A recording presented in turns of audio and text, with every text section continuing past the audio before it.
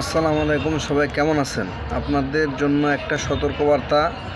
আপাতত দেশের পরিস্থিতি ভালো না।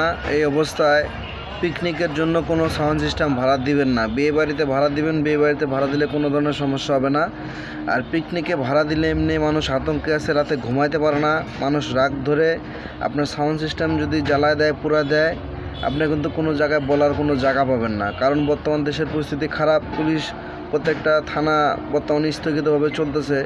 এই কারণে আমি বলতে চাই, আমার প্রত্যেকটা ভাই সাউন্ড সিস্টেম যারা ব্যবসা করেন, লাখ লাখ টাকার মাল কয়েকদিন ভাড়া না দিলে কি হবে? এমন তো কোনো বড় ক্ষতি হবে না। যখন আবার দেশ স্বাভাবিকে আসবে তখন আপনারা আবার ভাড়া দিতে পারবেন। এই জন্য বলতে চাই, আমাদের এখানে সমস্যা হয়েছে যে পিকনিকে বক্স ভাড়া দিছে, বক্স পুরাই দিছে। এখন এই বিচার তো দেওয়ার কোনো জায়গা নাই। আর যখনই আপনাদের স্বাভাবিক থাকতো, পিকনিকে বক্স পুরাই দিছে, পুলিশ প্রশাসন থাকতো, আপনার একটা হেল্পিং জায়গা থাকতো। এখন তো ওই জায়গাটা নাই। এই জন্য আমি প্রত্যেকটা সাউন্ড সিস্টেম ব্যবসায়ী ভাইদের জন্য উদ্দেশ্যে বলতে চাই যে কয়েকটা দিন খালি দেশের পরিস্থিতি ভাবমূর্তি বোঝার পরে আপনারা সাউন্ড সিস্টেমটা পিকনিকে ভাড়া দেবেন।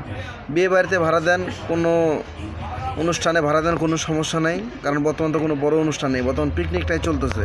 এই জন্য প্রত্যেকটা সাউন্ড সিস্টেম ভাইদের উপর আমার এই কথা সতর্কবার্তা থাকলো যে সাউন্ড সিস্টেম আপাতত পিকনিকে ভাড়া না দিলেই ভালো হয়। সবাই ভালো থাকেন। আসসালামু আলাইকুম।